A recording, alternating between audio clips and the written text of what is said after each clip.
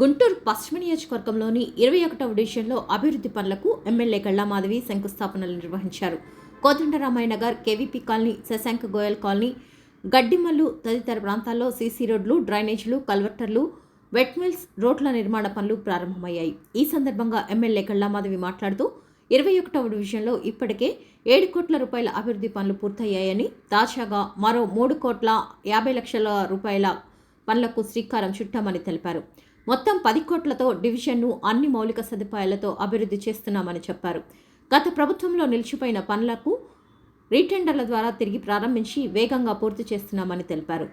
రోడ్లు, డ్రైనేజీలు, త్రాగునీరు, విద్యుత్ వంటి మౌలిక సదుపాయాల కల్పనే ప్రభుత్వ లక్ష్యమని స్పష్టం చేశారు. 21వ డివిజన్లో ఖాళీ స్థలాల వల్ల ఏర్పడుతున్న సమస్యను దృష్టిలో ఉంచుకొని ప్రత్యేక క్లియరెన్స్ డ్రైవ్ చేపడుతున్నామని తెలిపారు.